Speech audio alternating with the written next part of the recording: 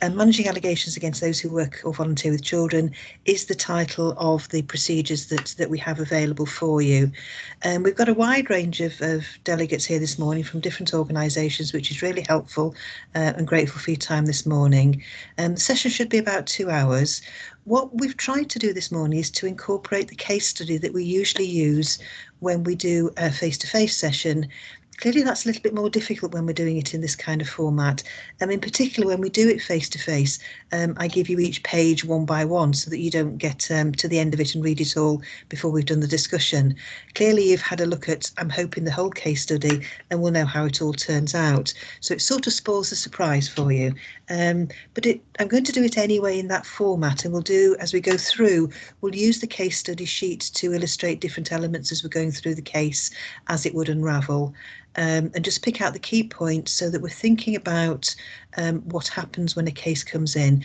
As you can see, it's derived from a nursery setting, and I think helpfully we have a couple of nurseries with us, but everybody will have a view and able to contribute to that once we come to the case study within the presentation.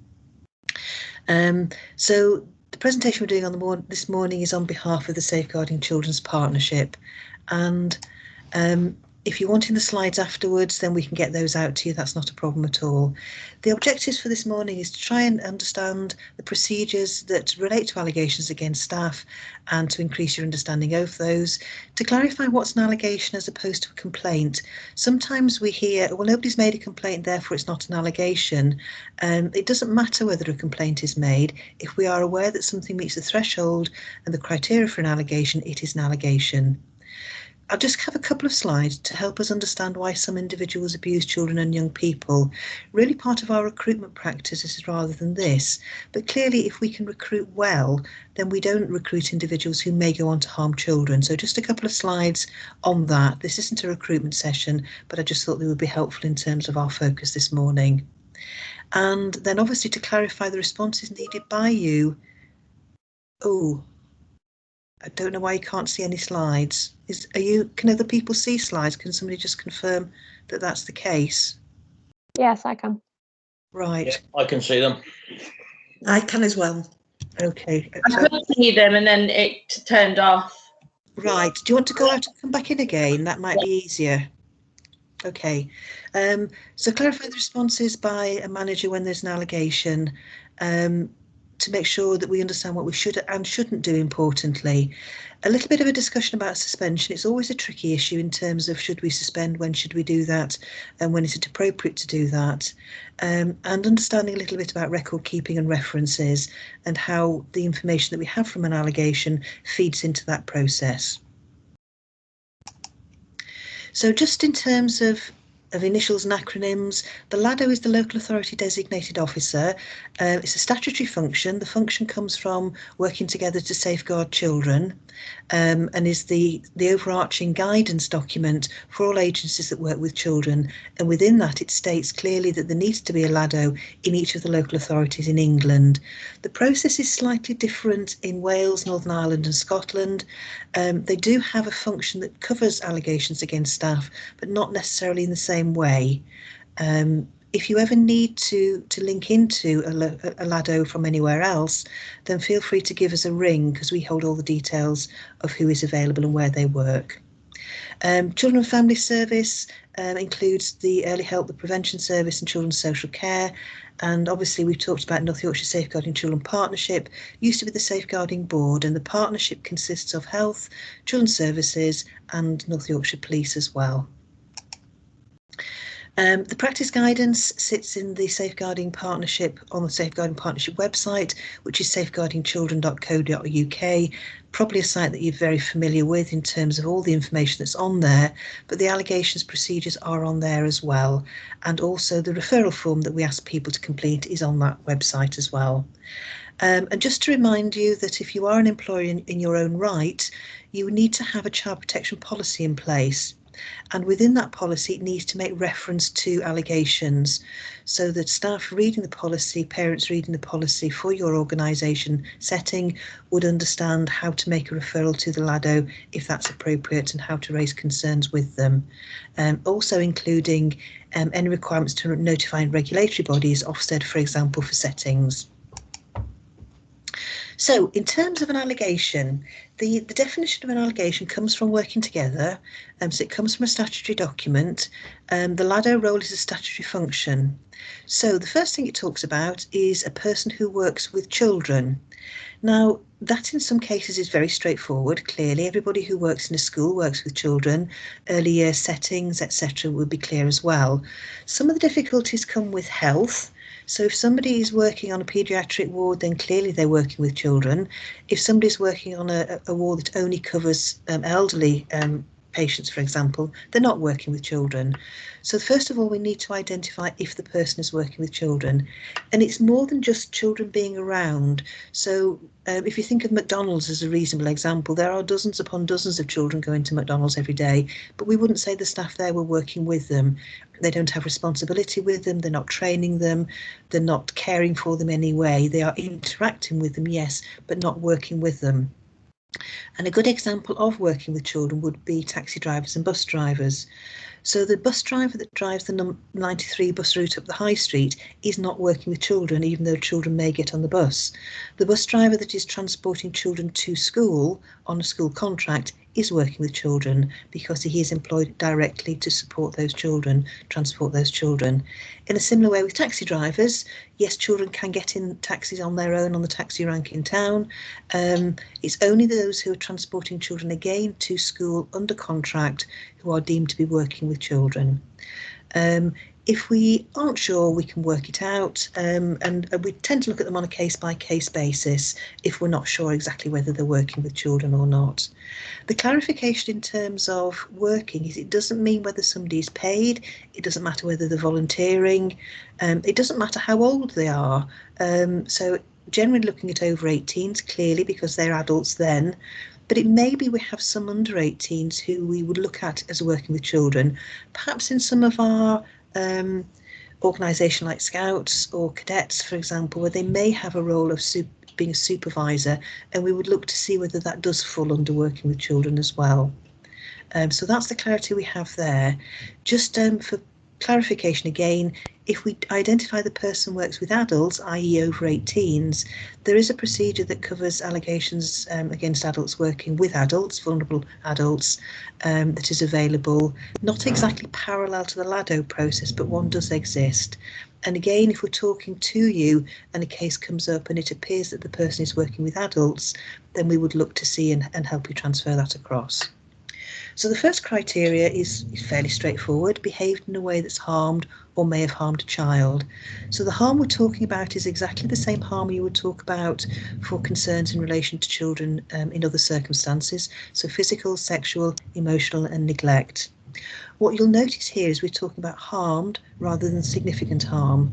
So those of you who are used to making referrals to children's social care would know that the threshold there is significant harm, and that's talking about harm within the family, within the household, or children associated in a slightly different way. Here we're talking about professionals whose role is to work with children, and therefore we have a slightly lower threshold of harm rather than significant harm.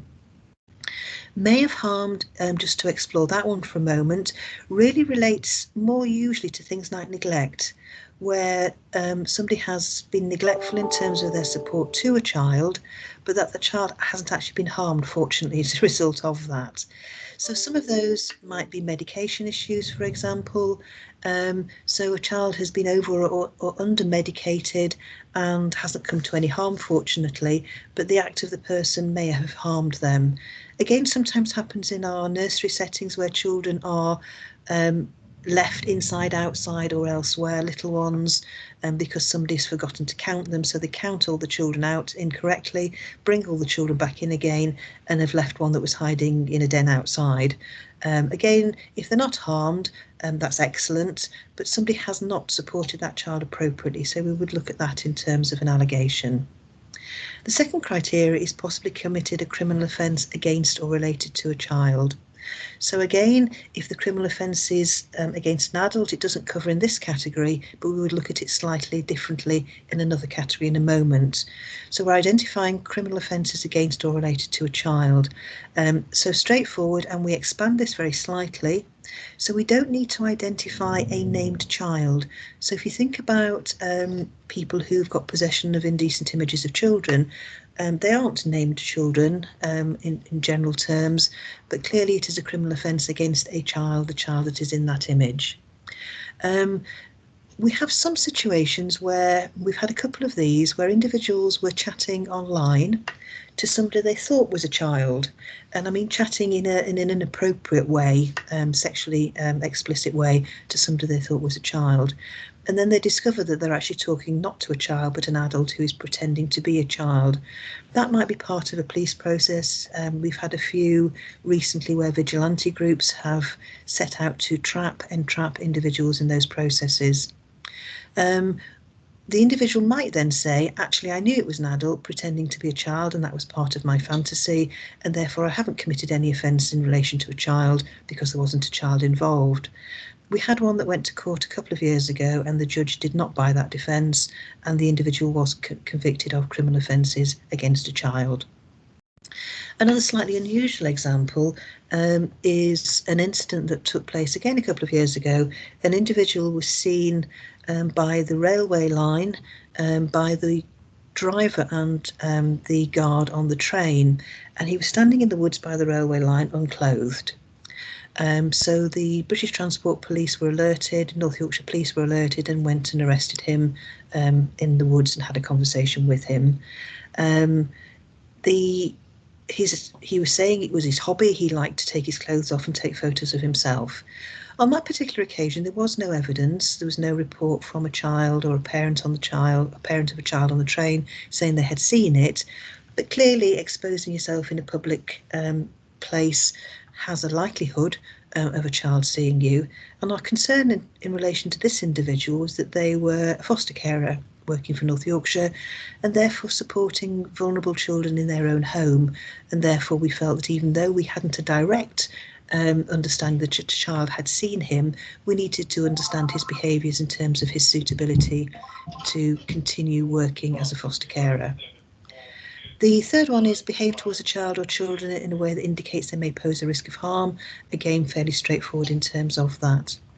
The fourth criteria we have here is new and came into being from Keeping Children Safe in September 2020, and then was incorporated in an update to Working Together just before Christmas this year, and therefore is incorporated in our procedures.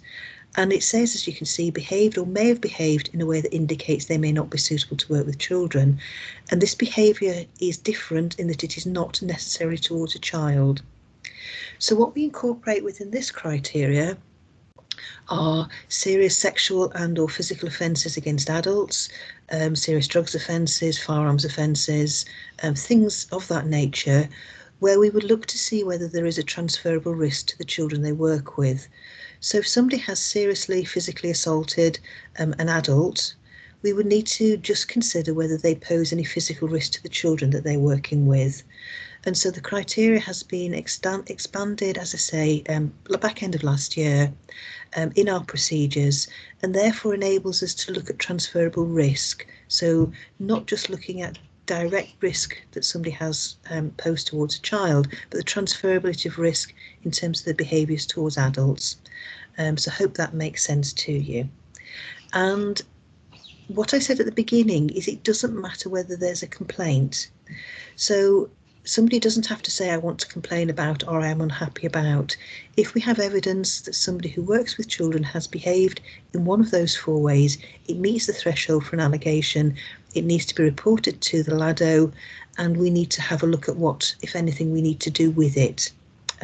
So don't wait for a complaint, don't think somebody has to complain. If it meets the threshold of an allegation, then it's an allegation. In terms of referrals, on an average year, we get 700-ish allegations into North Yorkshire. In terms of ones that come into us, we are responsible for everybody who is working in North Yorkshire. If they live in North Yorkshire but work in West Yorkshire, it's a matter for the West Yorkshire LADO.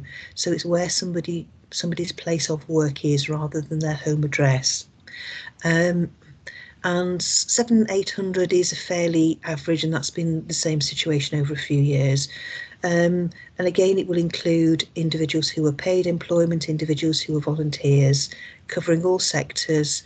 As I said before, it covers schools, childminders, nursery settings, all the voluntary sectors, armed services. We have a colleague here from Harrogate Foundation College, where they have under 18s in military training there. It would cover Catterick Garrison, where they've got under 18s there as well. Schools who have a lot of children on most days make up about a third of our referrals, and that's been fairly standard over quite a few years.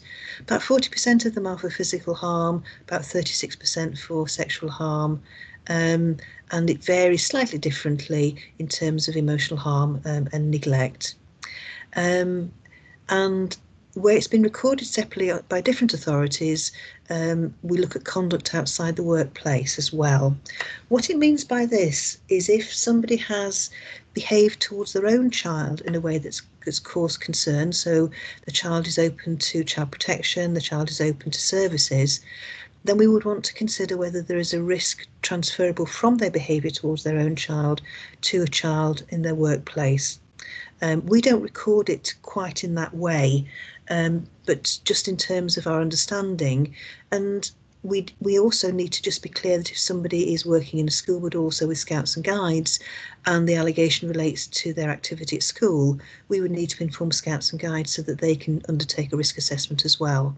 So part of the LADO process is finding out what exactly people do. Where the allegation comes in from one source, do they work with children elsewhere? Have they got children of their own? Do they look after other people's children? So that we can pull together all the concerns that we have and all the knowledge that we have about where somebody might work, associate with children, so that the risk assessments can be done for all their activity with children. Clearly, it's not going to be guaranteed, or we don't always find a transferability of risk. So some individuals who are having difficulties with children at home and being supported by services in relation to that doesn't necessarily mean there's a transferable risk to their work setting, but there needs to be consideration of that, and that's part of our information sharing processes. Just looking at this slide, and we'll talk through them. What this is really demonstrating is that allegations are not always black and white, that very often we're looking at the context, we're looking at a wider understanding, we're looking at more information. So often when something comes into us, we don't have all the information. Often when you pick up information that you're concerned about, you don't have all the information. What we need to do in an early stage is establish whether it is something we're concerned about, whether we need to gather some more information, who else needs to be involved in gathering that information, taking the case forward. Because some things might appear that somebody has harmed a child and we've got concerns about it, but the context in which it sits might give us a very different picture. So just working our way around from the top right-hand corner, babysitting children with whom the member of staff works clearly isn't an allegation initially in any way, shape or form. And certainly we're very well aware that in nursery settings it's not unusual for the staff to work as babysitting for the children and families that they work with. Clearly they already have a relationship with the child. What we would say, and it's something that you'll have seen in the case study, is it is better if the nursery and the nursery manager knows that that's happening for a couple of reasons. It may be there's information about the children or family that that member of staff doesn't know, and will be useful for them to know if they are going to babysit. But also clearly we're concerned about the member of staff forming a relationship with the parent, whether there's any evidence of grooming, whether there's an opportunity for that. So although babysitting by members of staff clearly is not an allegation, it could cause rise for concern, and therefore, as with everything else, it's being open and honest, knowing what's happening, sharing information that enables us to keep children safe. Physically restraining a child or young person, again, may not be an allegation. It will depend on the circumstances. It will depend on the restraint that took place. You know, if somebody's held a child with an intention of hurting them, then clearly it would be an allegation. If they've held a child to stop that child hurting themselves or another person, and they've done it as well as they can, then it wasn't likely to be an allegation.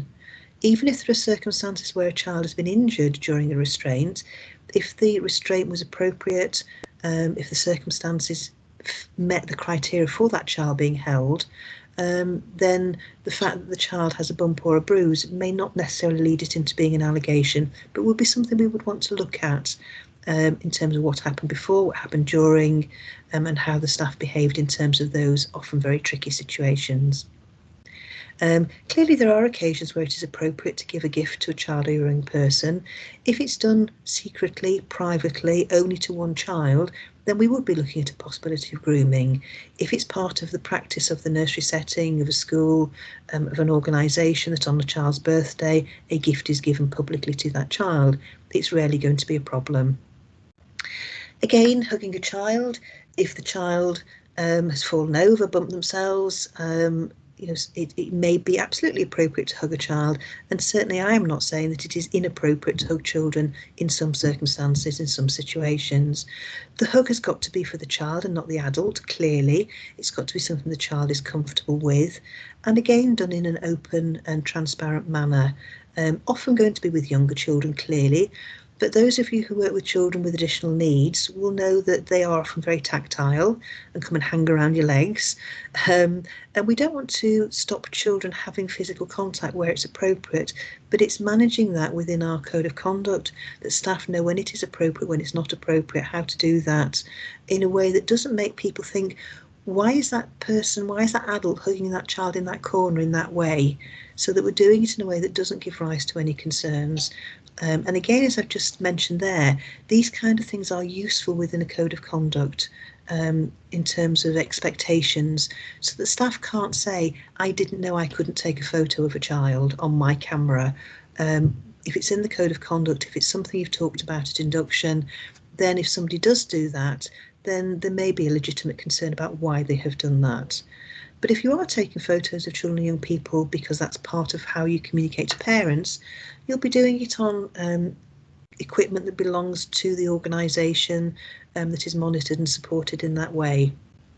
Similarly, in terms of contacting children and young people by messaging, if there is a need to do that, again, it should be done on equipment that belongs to the organisation, so that children and young people do not have personal emails, messaging processes for staff members, and that again you're talking to staff members, particularly younger ones who are used to being online and having an online presence, making sure that that online presence cannot be seen by young people in an inappropriate way.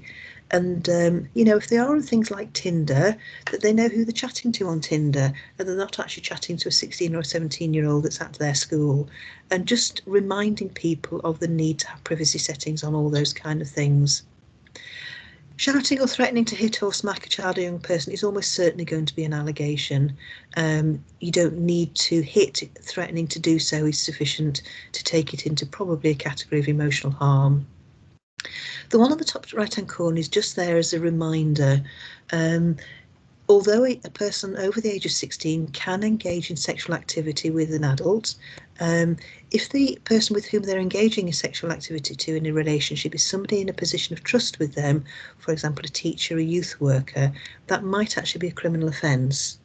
And the reason that's in place is that adults in some circumstances can have considerable influence over young people in terms of what they can achieve, sports activities, etc.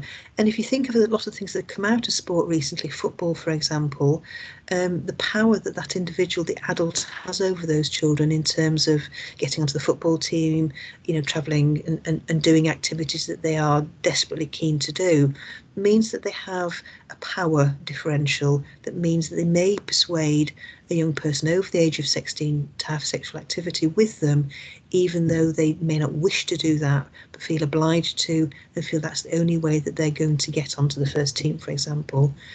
So there is a piece of legislation that covers that, in terms of it being illegal for some individuals in some circumstances. So in terms of an allegation, it depends, and what's important therefore is that we look at the facts we've got, we work out what we need to do about it, and we take it forward in an appropriate way. Just what I want to cover here is, if I just get the whole slide up, this is a fairly old piece of research now, but I think is still relevant. Goes back to 2004 and is a sample of individuals. Some of them were clergy, some of them were youth workers, some of them were teachers. They had all been convicted of offences against children, and this was in a treatment centre for sex offenders. And it just also needs to be taken with a slight pinch of salt, given that these are convicted of offenders against children, and therefore we have to just question the trust and accuracy of some of the things they're saying. But I think it just gives us a good picture. So very, very significant numbers were aware that they had a sexual interest in children by the age of 21. So when they were coming into adult employment, professional employment, they already knew that they had a sexual interest in children, and significant percentage again had already offended by that time. Smaller percentage saying it was their choice to come into that career solely to abuse, and about 41 saying it was part of the motivation. Clearly it makes a degree of sense that if you have a sexual interest in children, if you can work with large numbers of children, there is a better chance of you being able to fulfil your desires, and that's perhaps not the right language to use, but go ahead with the things you're interested in, because you have access to a large number of children. And so it makes sense, doesn't it, that anybody who has that intention to harm children in a sexual way may well try and find work with children to give them access to children, to allow them to groom them, to allow them to engage in those processes. Again, we know that a lot of the abuse will actually take place outside the work setting. And that makes sense, doesn't it? There are less people there, there is more privacy, there is more opportunity to groom and undertake whatever other activities they are wishing to do. What's always quite startling is when these individuals were first caught, that it wasn't always their first offence, that they had often offended against a significant number of individuals before that. And again, they knew they had a reputation, that people felt that they some of their behaviours were not appropriate, but not always challenged.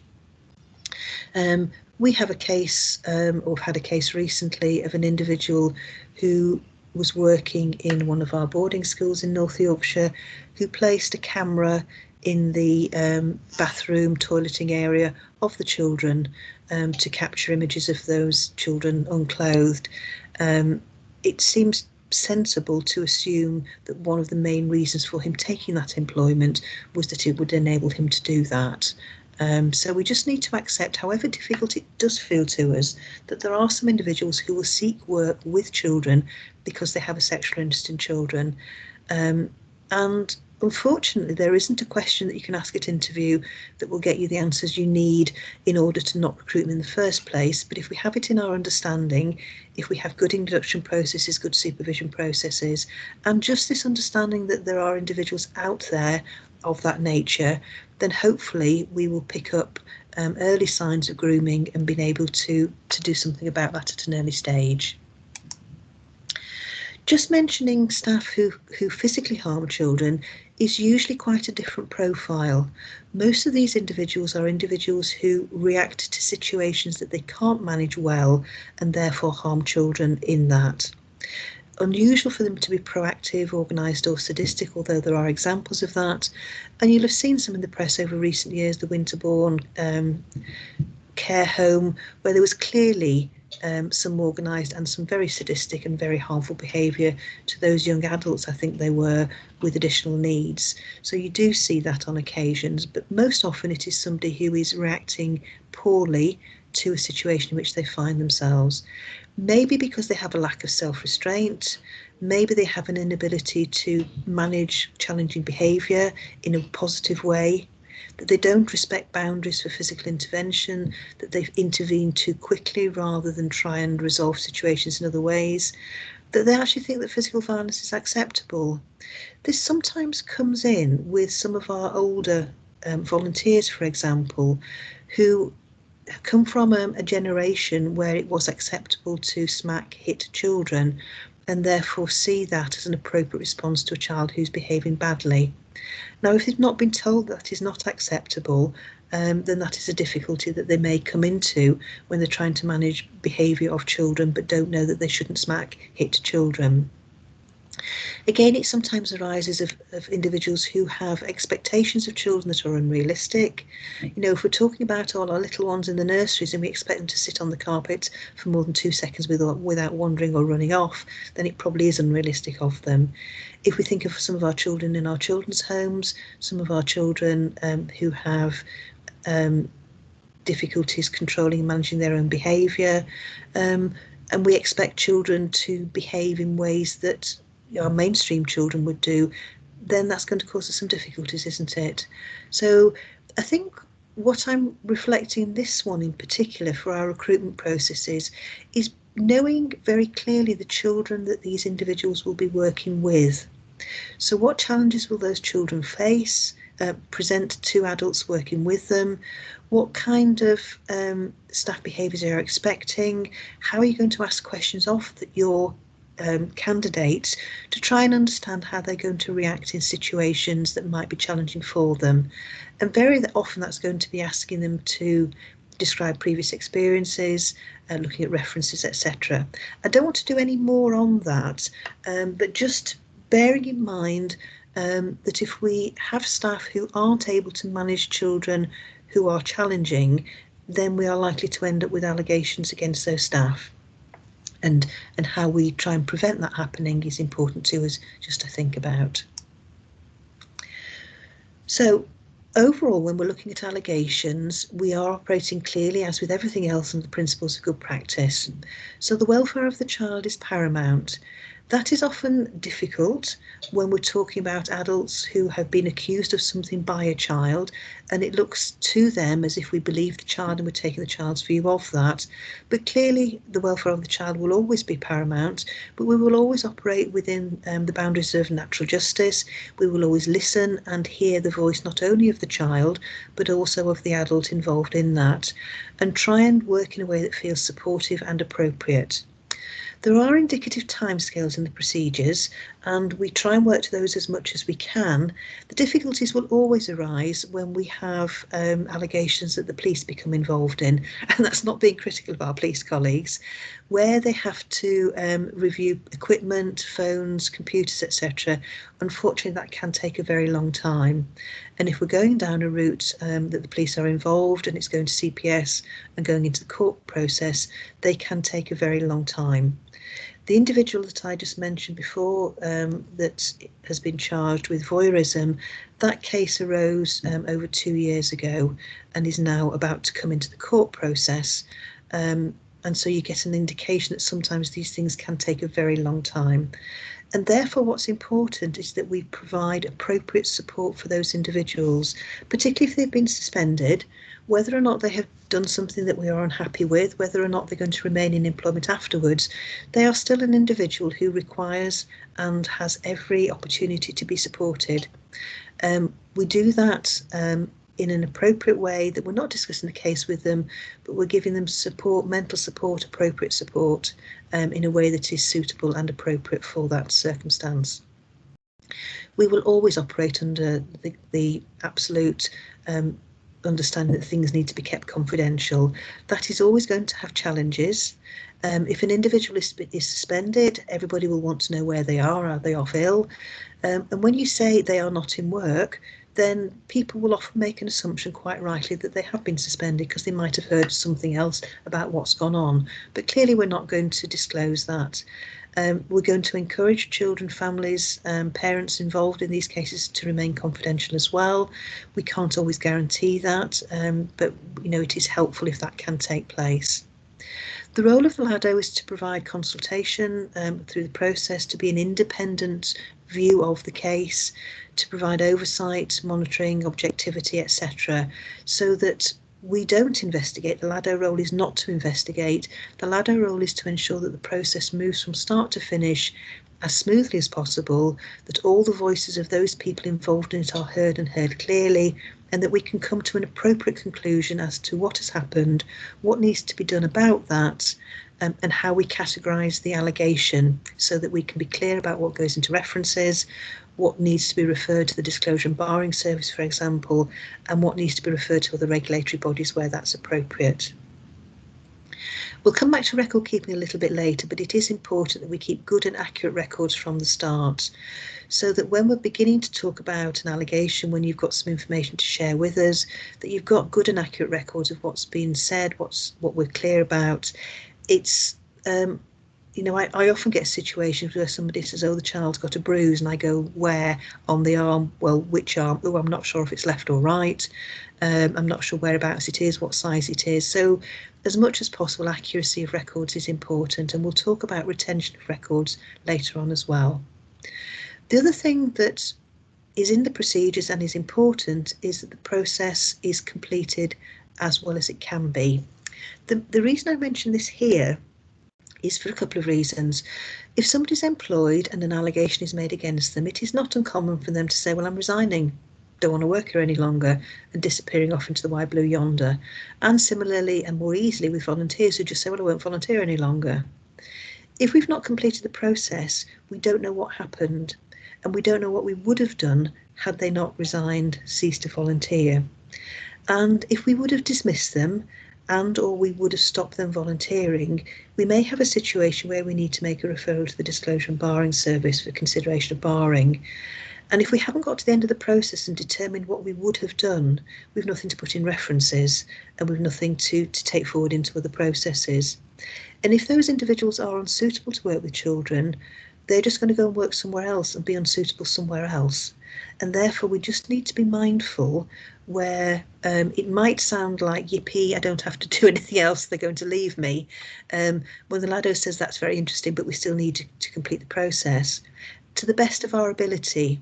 And that's going to mean a disciplinary procedure if that's appropriate. Even if the person doesn't want to be part of that, they can be invited to make statements, they can be invited to attend, and they need to be told very clearly that even if you do not want to be part of this, we are still going to continue and make a determination and tell you what that determination is. And that's the reason we don't use compromise agreements or settlement agreements. Those are commonly used within employment to agree that somebody will part company with an employer, usually for an agreed reference and usually with a sum of money attached that looks something like their notice period. Clearly, if that's the case and the reference doesn't refer to the difficulties that might have happened, the allegations happened, we aren't safeguarding children going forward. And therefore compromise settlement agreements are not used except in very, very exceptional circumstances. And if we are in those circumstances, then we will be able to support and advise you with that. And clearly, if somebody is unsuitable to work with children, then we need to make appropriate referrals to the Disclosure and Barring Service. I'll cover later what the criteria for that are, but largely we're talking where somebody has been dismissed, removed from regulated employment, or would have been had they resigned, retired, or whatever, that we need to make a referral for consideration of barring from work with all children. And if individuals are part of regulatory bodies, for example, social workers, teachers, etc., then there may need to be a referral to that regulatory body for consideration for prohibition within that work area. Okay, so what we just need to have a think about at the moment is something comes to your attention as a manager, owner, proprietor, head teacher, whatever that is.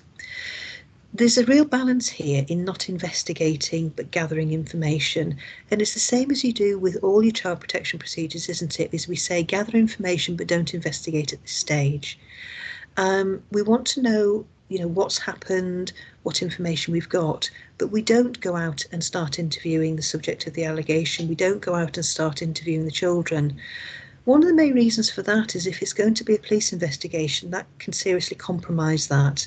And therefore, we need to work out who's going to be involved, what needs to happen, who's going to do an investigation, who's going to do an assessment. And therefore, those individuals have the first opportunity to talk to the member of staff, to talk to the child and interview them within those processes. So although we gather information, we don't investigate, interview at this stage. So whoever becomes aware of the allegation should write notes, detailed notes of what they've seen, what's been heard, and what's been said, what physical evidence there might be, and then shares that information with the LADO. We can share that information within a consultation process. We have in North Yorkshire a duty LADO system. So at the end of the slides, I've got the duty LADO number that will take you through to one of our admin staff. They will be able to get some initial information from you. We'll probably ask you to put a referral form in, which gives us the names, address, dates of birth, etc. that we need for our processes as well. And also will enable you to talk fairly quickly to whoever is the duty LADO on that day, so that they can advise whether there might be other processes that need to be involved, meetings that need to take place, and we can quickly move through into getting this allegation moving forward. So don't be concerned that things will take a long time, everybody will be sitting around waiting. There's no reason at all why you shouldn't be able to talk to a duty LADO fairly quickly and easily.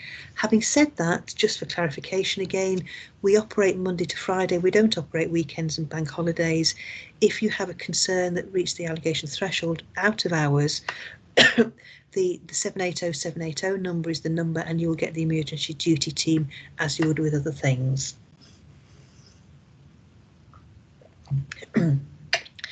It's not unusual for things to come through on the duty LADO and it doesn't meet our threshold.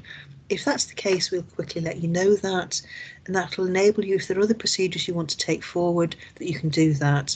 So fairly quickly we can establish whether it meets our threshold, whether it doesn't meet the threshold. We can begin to establish who needs to be involved in the case going forward and start those processes moving. So just to reassure you that these things don't hang around. The procedure asks you to make contact with us within 24 hours if possible. I recognise that weekends might cause a slight delay on that, but hopefully we'll be able to be supportive as we can for the vast majority of the time. Just want to go back to something I didn't mention before, but just so we've got some completeness. When we talk about criminal offences against children or other things, we also just need to have in our minds that sometimes we have non-recent allegations coming forward, or historical allegations as they're sometimes called, so that somebody comes forward as a now adult talking about something that happened to them when they were a child. Non-recent is defined as being a year since the incident happened or was reported. So it's not that old in terms of historical. We're not always talking about things that go back 20 or 30 years. And North Yorkshire Police have a separate team that looks after the non-recent allegations. They are often very difficult to manage, simply because the establishment may no longer exist, tracking where the staff are now who worked then. Sometimes the children, now adults, will only know them by Mr. Jones, or he was always called Fred, but I don't know what his full name is, so they often are quite difficult. But if we have non-recent allegations that are being managed by the police, clearly one of the things that the LADO needs to do is to establish whether that the person against whom the allegation is made is still working with children. You know, if it was 20 years ago when they were a 20-year-old teacher, they may still be working. They may have retired, but they may be doing volunteering with children. So just that something isn't a current case doesn't mean it wouldn't fall under our procedures. If the person against whom the allegation is made, we have evidence that they're still working with children, and just wanted to mention that before we move on. Okay. I'm hoping that everybody has had an opportunity to read the case studies, the case study pages through. And what I want to do now is to just look at the first two, case study 1 and case study 2, the two sheets, and just begin to unpick them as we would if we were doing a face-to-face training session, because what I would be saying to you at this point is read case study 1, let's pick out the key points that we know about the child. What are the key points we know about the adult at this point, and what, if anything, have we been told, and what, if anything, are we worried about? And in a sense, how do we begin to take that forward? Okay, let me just have a comment. Let's see here. Yeah, you're absolutely right. There is a real balance between investigating and gathering information. What we say is don't interview the staff member and the child. Gather what information there is available, come through to us, have a conversation with us, and what we would do at that point, if we want a bit more information, is ask you to go back and get that information. I think at the early stages, less is sometimes better than more. The reason I'm saying that is if you have spoken to the member of staff might well know that an allegation has been made, but they might not. And if they don't, then if we can prevent them knowing that until such time as the right people, be it the police, for example, can interview them, that is a better option. So there is a real tension there and a balance there, Jonathan. You're absolutely right.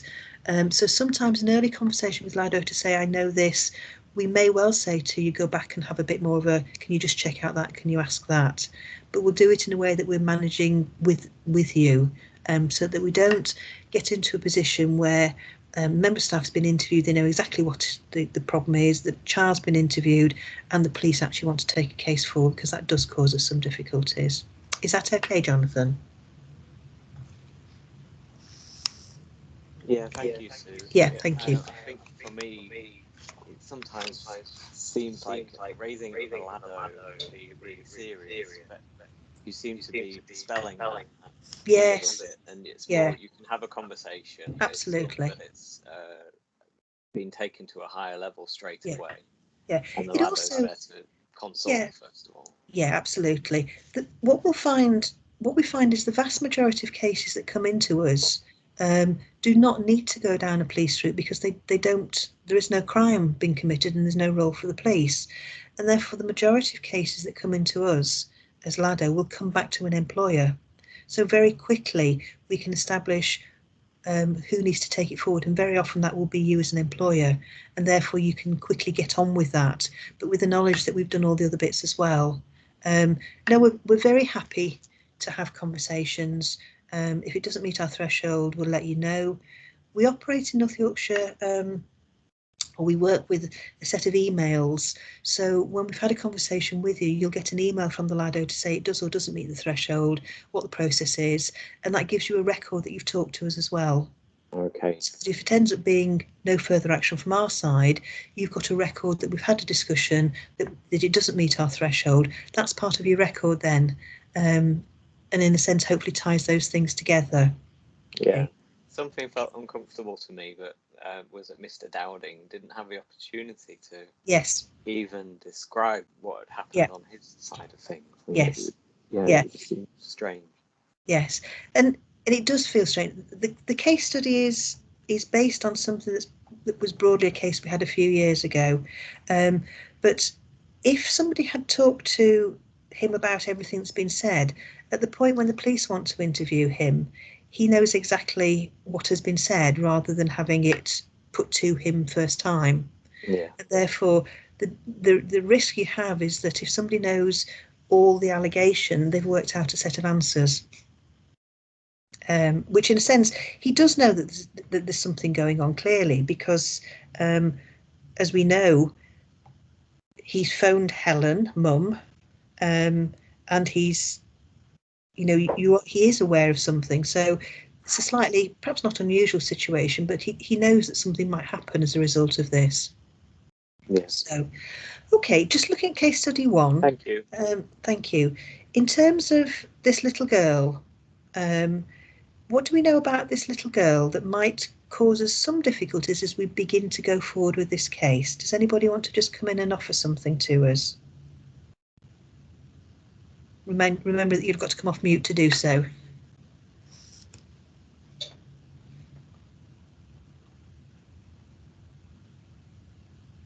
I mean, the things that I picked up is that this is a child who has had some, who's got speech and language difficulties. Change in behaviour. Change in behaviour, but the change in behaviour might relate to the fact that her mum and dad have separated. Yeah. So whereas we think we've got a little girl who's been unsettled, you know her quite well because she's been at the nursery for 2.5 years, but you've seen mum and dad separate. Dad's recently moved abroad. She's got a new nanny. That's a lot for a 3-year-old, isn't it? So although we might be thinking, oh, she's got changed behaviours, there's lots and lots of reasons for that, particularly with little ones, and asking a 3-year-old to tell you why they're a bit unsettled is somewhat of a pointless conversation, isn't it? The other thing here, of course, is that when we have children with additional needs, which this child might well have in terms of delayed speech and language, how well is she going to be able to tell her story? So when we're talking about very young children and there is no corroborating evidence, we may well have difficulties with some of these cases, even if we have some evidence of things that we're concerned about. And that's going to be exactly the same with some of our older children who also have additional needs, some of our children in the Disabled Children's Service, who will have difficulties engaging with these processes in a way that's helpful to us.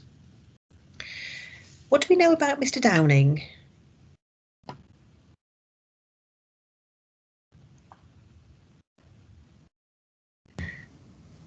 He's changed his career.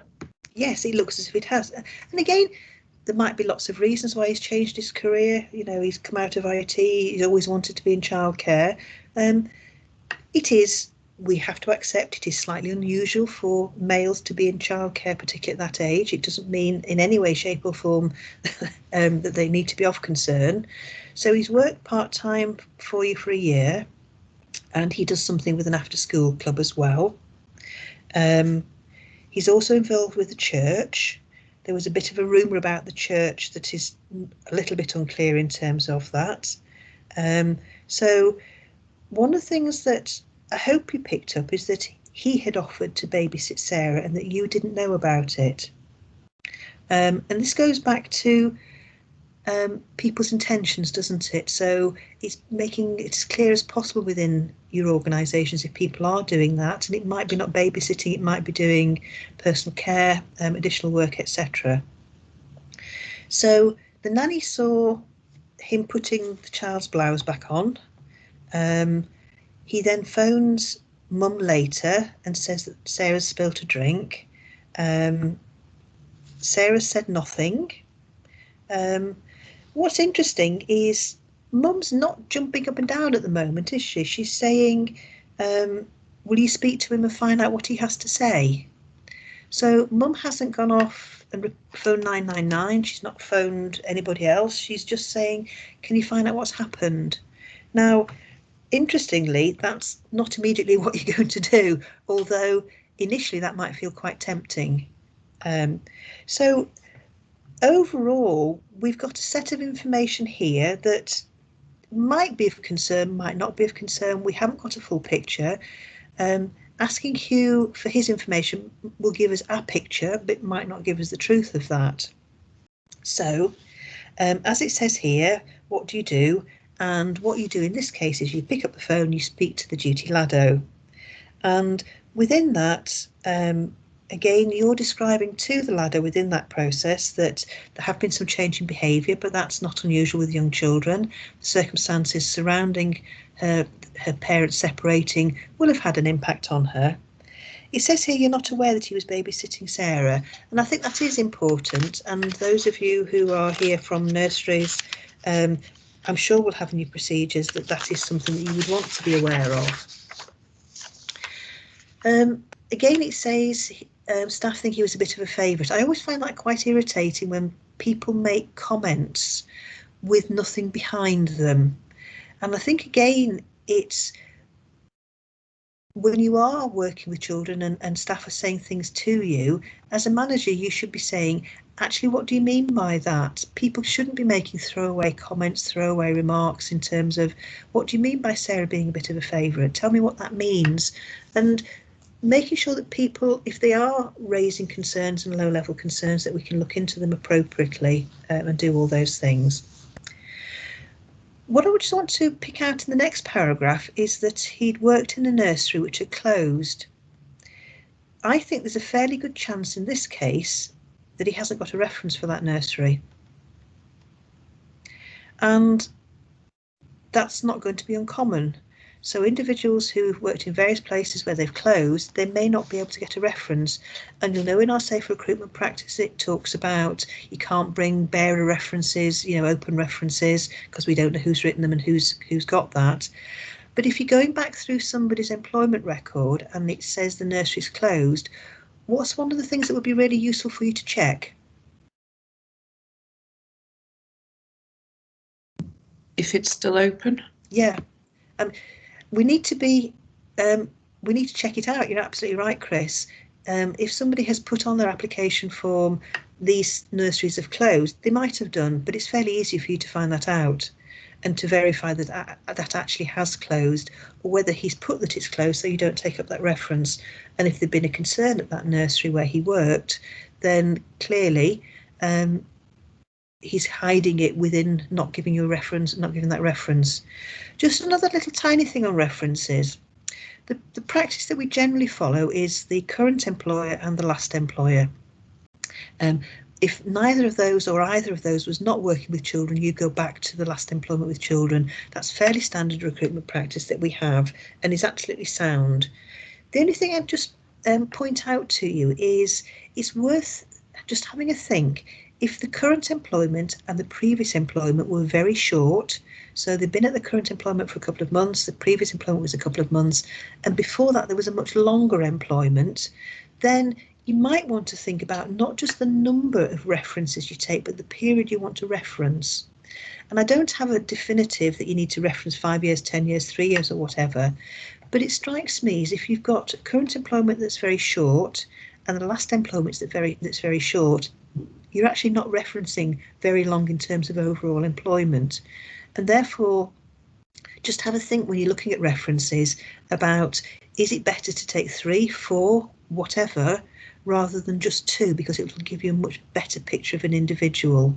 Bearing in mind, of course, as it says here, as we've discussed already, that it may be that they're trying to disguise the fact that somewhere has closed. So just be wary of that.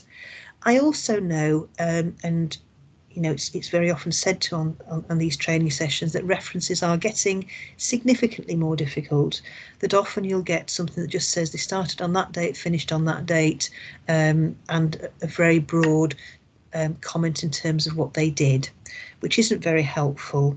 And if you can follow them up and get more information, that is always worth your while doing, because references will give you clarity in terms of what somebody did, where they were, and hopefully whether there were any difficulties. And individuals will always try and give you the references they want you to take up and try and direct you away from those that they don't. And we just need to have a look at it in that context as much as we can. Okay. So we've got some information also about rumours about an allegation. Not sure what all that is.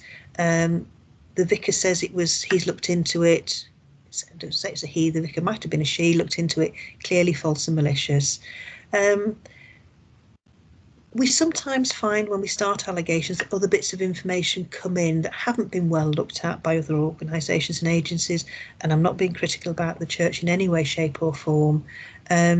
Also, if you think about it, if the vicar has spoken to a youngster about this, they may not have told them the truth. They may have felt embarrassed talking to the vicar, and therefore we just need at the moment to begin to gather all the information we've got to try and understand the bigger picture, not only in terms of this particular incident, but in terms of what we know and can find out about Mr. Downing, because at the moment he's worked for you for a short period of time and done, as he says, lots of other work with children, moved to the area.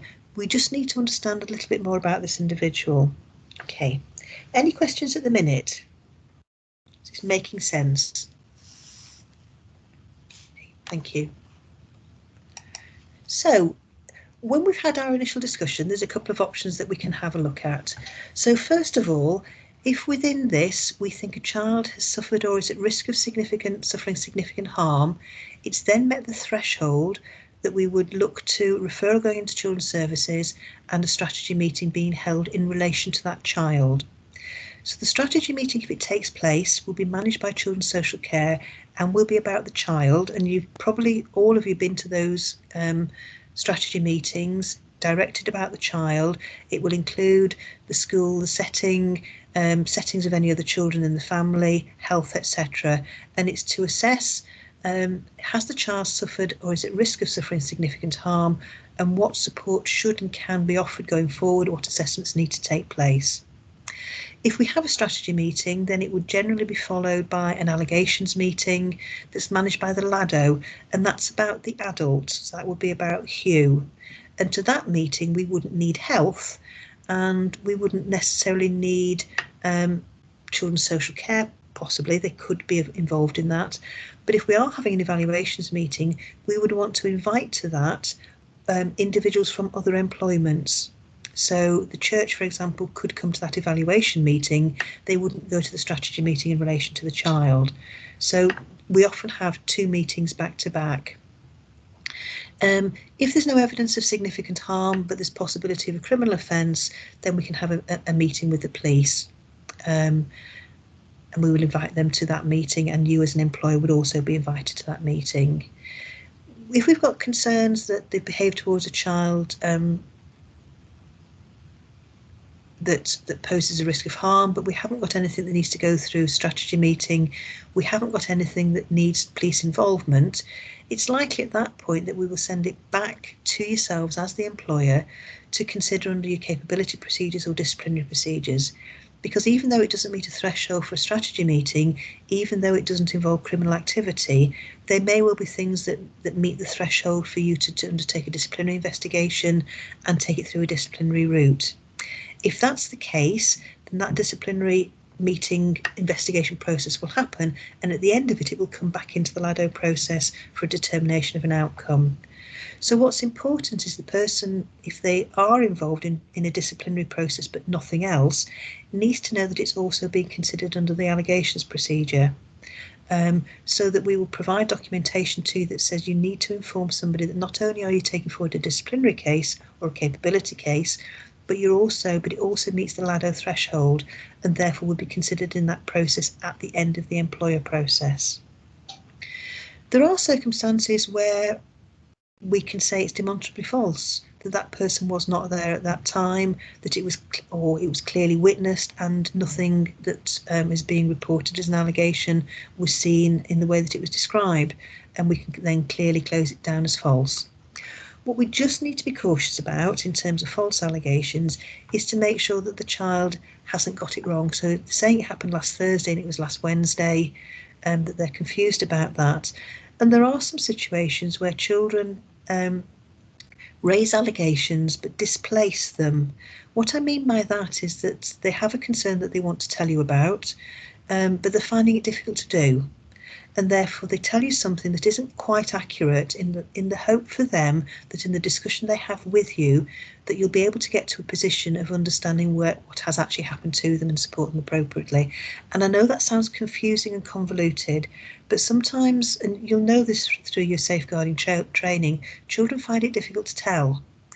And therefore, in some circumstances, children will say something to start a conversation. So we need to if we think that this hasn't happened, we need to make sure that nothing else has happened that we need to be mindful of, that they're giving us information, but not necessarily the information about one individual. It might be about somebody else.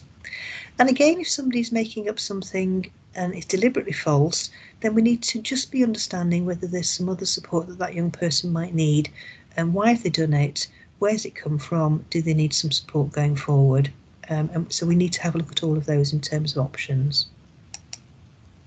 So, as you'll have read in case study 3, there is going to be a strategy meeting, and then there will be an evaluation meeting that will follow that. And that's going to take place tomorrow. And police are aware of the case as it's going forward. And at the moment, Sarah's safe, isn't she? She's with her mum. Mr. Downing isn't going to babysit her. You can manage him in the nursery. I guess one of the concerns you're going to have is that, let's say it's as is now, it's 11 o'clock on the 9th and the meeting's going to take place tomorrow. he's going to be working for you for the next 24 hours, and you're not going to be telling him that these meetings take place, and he's not invited to those meetings. You also, if it is a nursery setting, and this is how it's described here, is you're going to be going to a meeting tomorrow and leaving him in the nursery. So given those kind of parameters, I guess some of you are feeling a bit uncomfortable. Uncomfortable in terms of he doesn't know any of this. I haven't got a version of events from him. I'm actually going to go out of the nursery tomorrow and leave him. What options do you think there might be in terms of this very short time management that might be supportive to you if you're in this situation?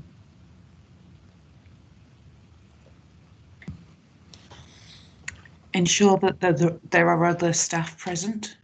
Yes. What you've got to balance here, Chris, you're absolutely right, is balancing confidentiality with supervision.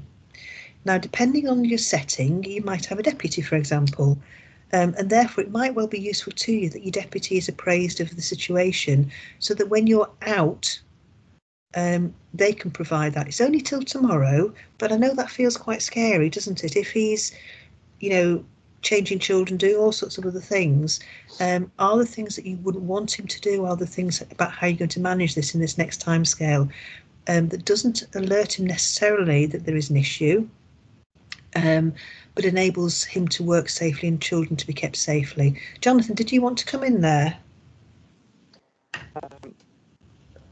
Yeah. I just thought maybe changing roles sort of in our work, you could maybe get them to work on developments or something away from children as well, which wouldn't look too obvious. Yes, you're absolutely right. It's looking at options in this short time scale. It might be, if we are talking about a nursery, that the riskiest time is probably going to be changing children, isn't it? And therefore, if that is something he's doing, Sarah we know isn't going to be in, so she's okay. If he's a key worker for Sarah, he may not be a key worker for other children. Therefore, if you say, Sarah's not in, therefore, I know you're her key worker, can you do that instead? Might just give you a bit of, buy you a bit of time until we're at the next stage. But for most people, when we do this case study, there's that real feeling of unease in terms of we don't know everything at the moment. We've got some concerns. We don't know quite what those concerns are. And we're mindful that he knows the check nanny yelled at him. He knows he's spoken to mum. We've got a process that we just need to try and take forward in as contained a way as possible. And at the early stage, it sometimes feels a bit clunky. And there's sometimes a concern that says, I've got to go to a meeting tomorrow, but he's still in work. So we can talk through those things if we're in that situation. But certainly, sharing some of the information with the deputy is absolutely fine. It's still confidential, and it enables that oversight to happen in a way that feels to be suitable. What we'll be asking you to bring to the meeting is the easiest thing to bring is their personnel file, their employment file, that will have the references, their application form, the DBS checks on that, so that we can have a look at that, not being critical of your recruitment practice, but we can understand where they've been, what's been said about them, and begin to move those things forward. Can I just ask Susan, please? It does say on the case study that Sarah will be in that day. Mum's away for 2 weeks and Sarah will be in. Oh, does it? Hang on a sec. I've lost track. So I just wondered what your thoughts were around his access to Sarah. So Mum said on the background it says Sarah's off today, but she'll be back tomorrow. Yes, you're right. Sorry. I mean, for me, I would, if it was my nursery, my setting, I would be trying to do something different with Sarah that day, in a way that doesn't alert Mr. Downing that we've got concerns. But we'll just have to manage those. They are tricky, they are tricky, but it's a short period of time. It's the greatest risk to Sarah is going to be probably at home and or if he's changing her. And if she's 3, she may be toileting herself, for example. It's just what options have we got and how can we best manage that, and just begin to try and move things forward as comfortably as we can just over this period of time. I know that's not a definitive answer, but hopefully it's as helpful as we can be. So we go into the strategy and evaluation meetings, and what is not uncommon is that we have some more information that comes in here. So the police have records that a young woman reported she'd been abused by Mr. Downey when she was 11 years old, didn't want to make a statement, didn't go through a court process, and because of that he's never been informed of that. So there's information that's been shared that he does not know, which may or may not be true. Children families would look across the wider family and have something from, again, a little while ago, of his nephews and nieces indicating sexualised behaviour and play. Children made no disclosure. That doesn't mean that he has harmed them, but it's part of the jigsaw that we're trying to put together at the moment. The vicar again has confirmed that there was an allegation by a child at the youth club, and the vicar's decided that it was a crush.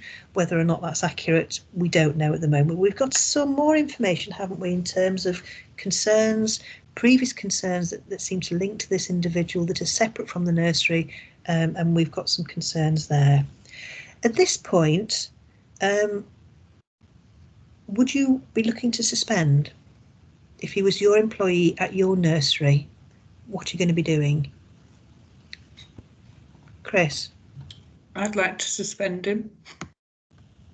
Would anybody not at the moment? Does anybody want to come and say, actually, no, I don't think we should suspend him at the moment?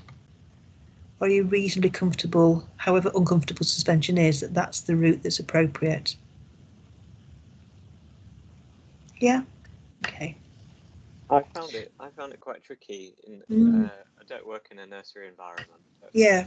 There's this part of me that wants to give the person the benefit of a doubt. And I know. obviously different bits of rumour or information could be explained away as well. Yeah.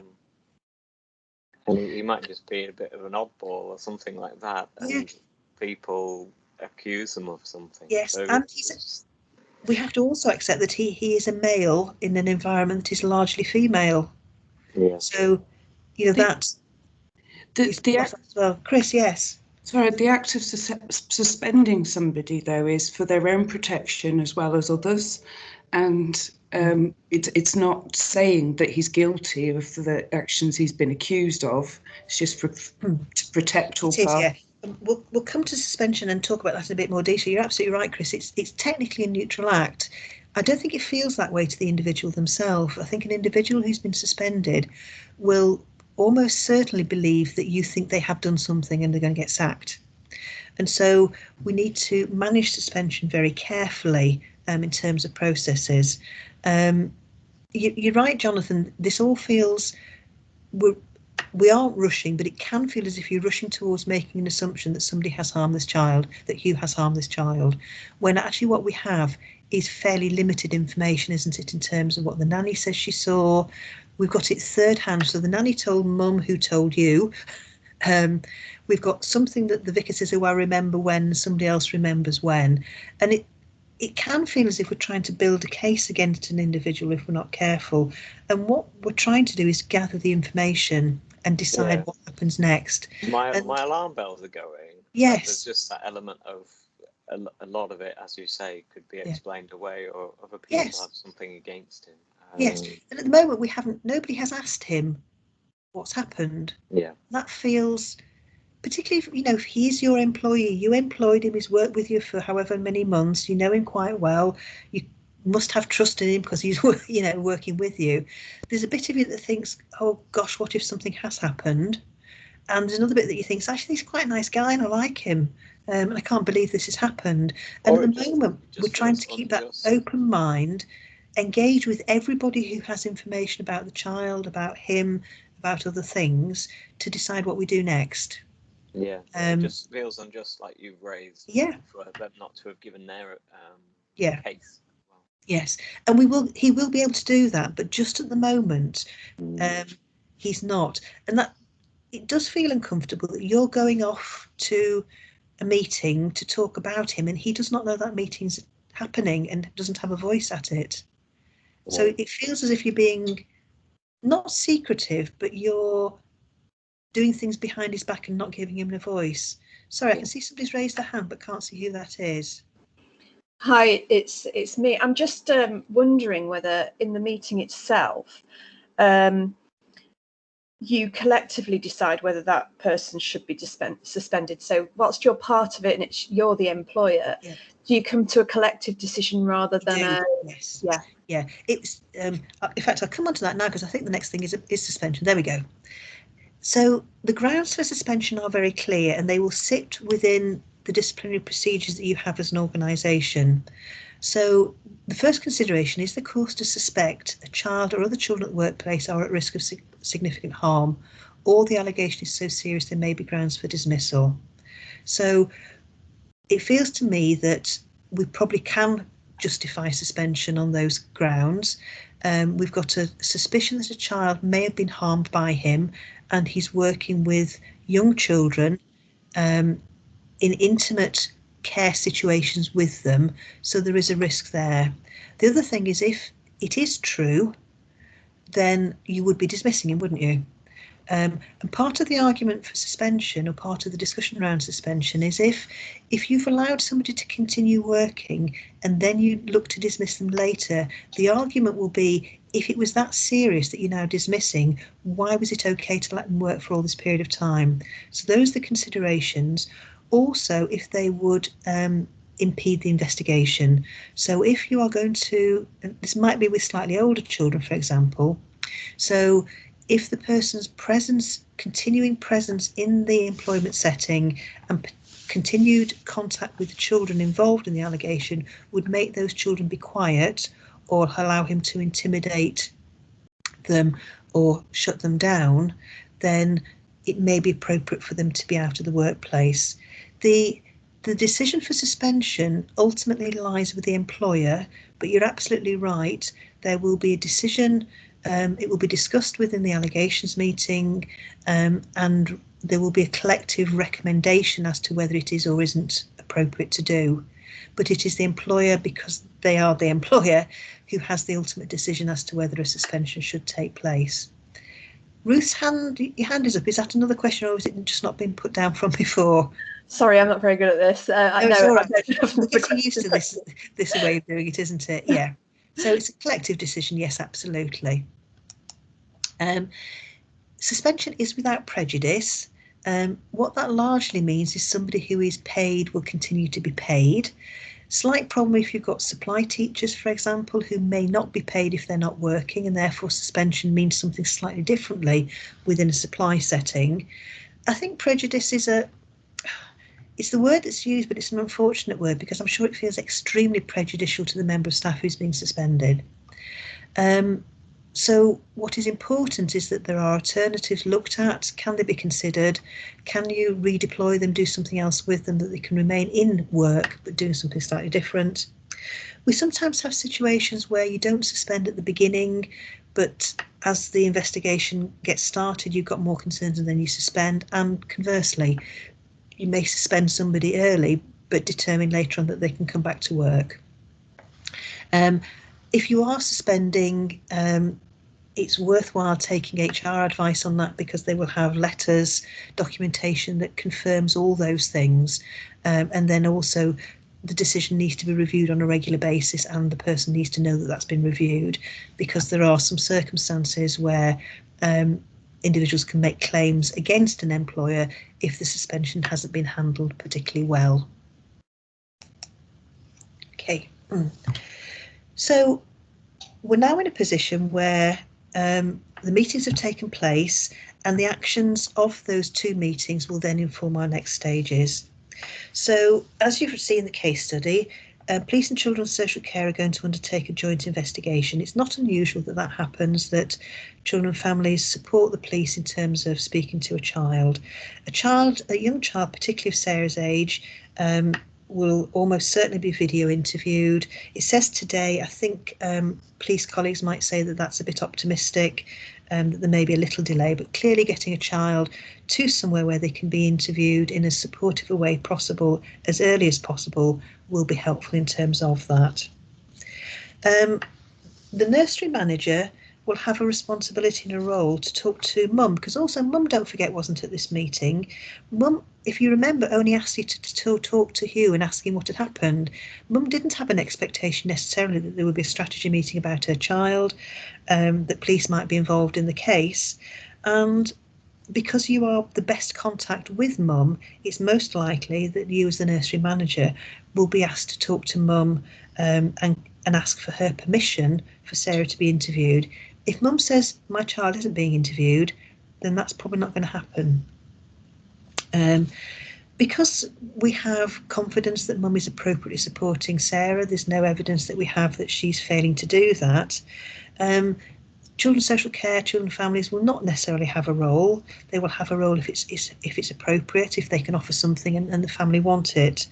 So if they want an assessment, if mum wants an assessment doing for possible additional support, and it might be that support could be speech and language. If she's not accessed that previously and it's something that could be accessed through an assessment, that might be something that mum's interested in. So he's going to be suspended. Again, the difficulty you're going to have with suspension is you're not going to tell him everything, because the police will want to put information to him for the first time.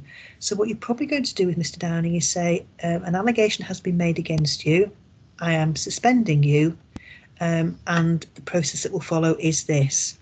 Again, that is going to be uncomfortable. Whether he knows what he's being alleged to have done or not, he's probably going to be very unhappy about that. We need to manage support. We need to manage his mental health. We need to be mindful that this is a very, very difficult process for him. Regardless of whether he's done something or not, he's going to be in a very difficult state, particularly mental health state. If he has done something and he thinks I'm going to get caught out, I'm going to be dismissed, I have no job, I'm going to lose my house, there's a thought process that goes there. If he thinks I haven't done anything at all, but everybody will believe I have, you know, we've got a very difficult situation. So it's important that we're absolutely aware of that and provide support. And we'll have a think in a minute about how we might do that. We're going to hope and tell Sarah's mum that we would prefer she didn't discuss it, and try and keep it confidential, but bearing in mind we've got other agencies also involved, the church, etc.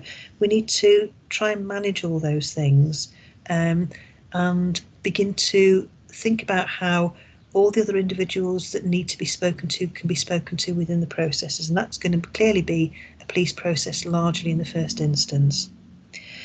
It may be at this stage that we think people are going to start asking questions, and we might need a press statement. We may not need anything at this stage. It may be confidential, it may be kept confidential, but we need to have a think, and we will do this within the meeting, about how we might respond to people that say, I've heard that Hugh Downing's been, you know, isn't in work, what's the situation, and how we manage that in an appropriate way. It would be very unusual that anything got out to the media at this stage, and if it did, they wouldn't be naming the setting, they wouldn't be naming the child, they wouldn't be naming the adults. So largely we aren't in that situation at this stage, but we just need to be mindful that these things sometimes do become public knowledge, and how we're going to manage that and support the nursery to manage that. Because the last thing we want for the nursery is them being impacted by this allegation in terms of parents taking children. Sorry, I'm just trying to read your comment. Oops, where's it gone?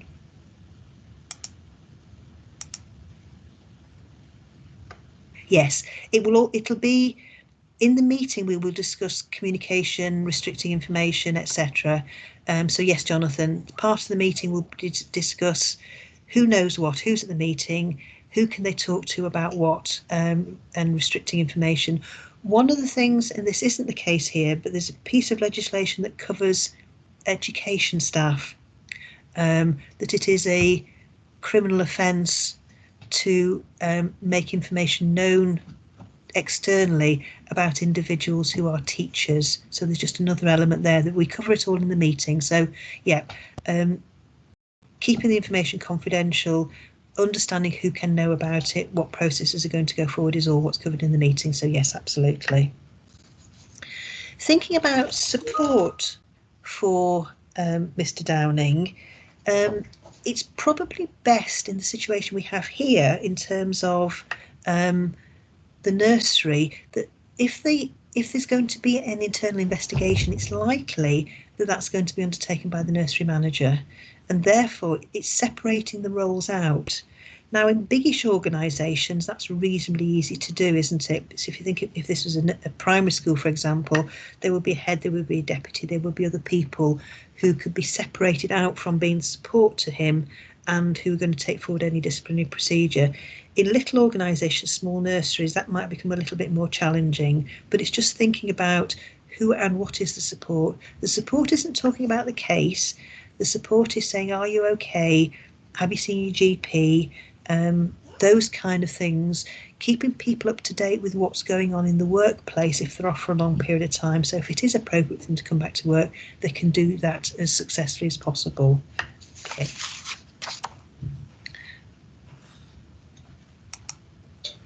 So, in terms of the investigations, there's several possible outcomes in terms of that. So children and families, where we've had a strategy meeting, if there is a view that mum is supporting the child appropriately, that there's no services required for Sarah, it's likely they'll close it down. That's absolutely fine. They may say, we're closing it down, but actually I think there is something for the employer to do, and they will make that comment. It might be, and it's unlikely in this case, only if mum was inappropriately protecting Sarah, which there's no evidence there is here, would they be making the children subject to a child protection plan. So unlikely in this one, but that is a possible outcome. The other possible outcome from children and families is providing additional services, child in need services. In this case, it could be signposting mum to some help with for speech and language for the little girl. So those are the possible outcome from children and families.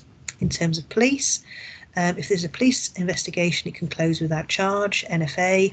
The individual can be offered and accept a caution. In terms of a caution, to accept a caution, the individual has to accept that they are guilty of whatever it is that they've been accused of, and also understanding that that will then be on their DBS certificate going forward. We're a little bit better than we were, but a few years ago, individuals were accepting cautions and thinking that was it, that it wouldn't appear anywhere, and then were being somewhat surprised when it appeared on the DBS certificate. But a caution is an acceptance of guilt, and therefore it's really important that individuals understand that if that's the case. Clearly, if the police consider that the case is sufficiently serious that it should go forward, they'll make a referral to the Crown Prosecution Service for a decision made by them as to whether they can charge and what they can be charged with. There are situations where, although technically it's a criminal offence, let's say a child has been hit, it's technically an assault, that the police may decide it's not in the best interest for it to go down a police route, that it's in better interest that that case goes through an internal disciplinary process. So not all cases that might you might be able to say are criminal offences, particularly on the physical side, will be taken forward by the police. They may interview initially. They then might decide at that point that it's not in the best interest for it to go down that particular route, that it's a better route for it to go back to the employer, for the employer to take it through a disciplinary procedure. And CPS clearly are making their decisions on, can the case go forward? Can it be proven beyond all reasonable doubt? Can the evidence be used in court? Is it reliable, realistic prospect of conviction, and the consequences and views of the victim? We have here a very young child. We have a child here who has speech and language difficulties.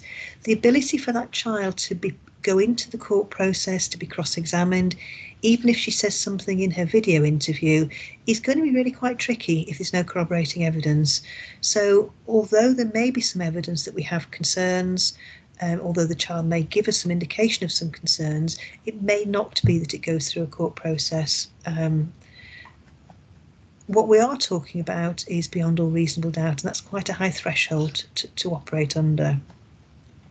If it does go forward, it may not go to court, it may go to trial, there may be a conviction at court, and there may be an acquittal.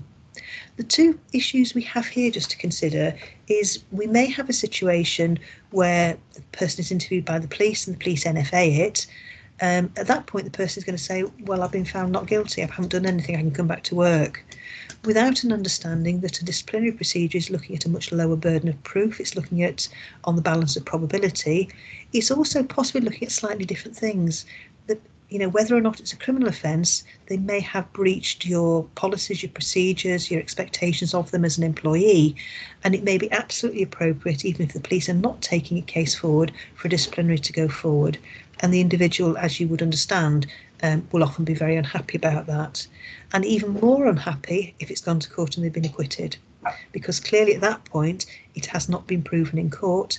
There will be an absolute expectation from that person that you will welcome them back to work the next day, and it may be that again it's not met the threshold of beyond all reasonable doubt in a court process, but there are things that they've said in their statements that you're aware of that is appropriate to go through a disciplinary.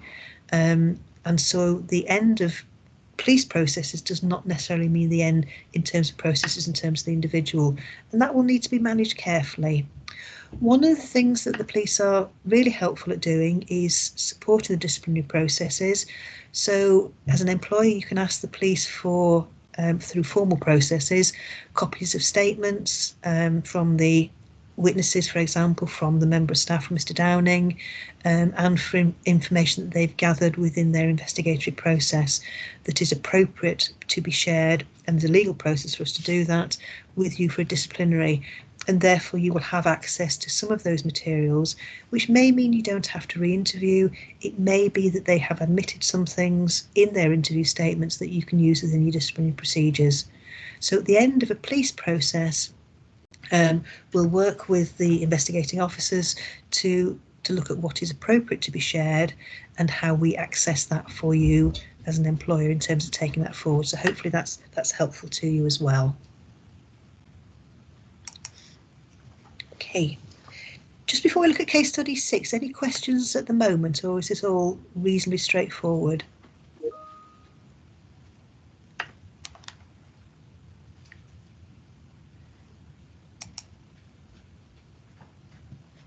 I'll come to that in a minute, David. In terms of, in some circumstances you can, and we'll just talk through what those circumstances are in a minute, because we'll talk about disciplinary procedures. There are circumstances where they can run in parallel, and there are some circumstances where they can't. So yes, I'll cover that for you in a moment. Okay, so one of the things that you might be wondering at the moment, and I know we were due to have some police colleagues on the training, so I'm assuming they may well be here, is why the police didn't take the computer. And when we've done the training before, some police officers who have attended say, well, we would have done, and some would have said, well, we've no reason to take them.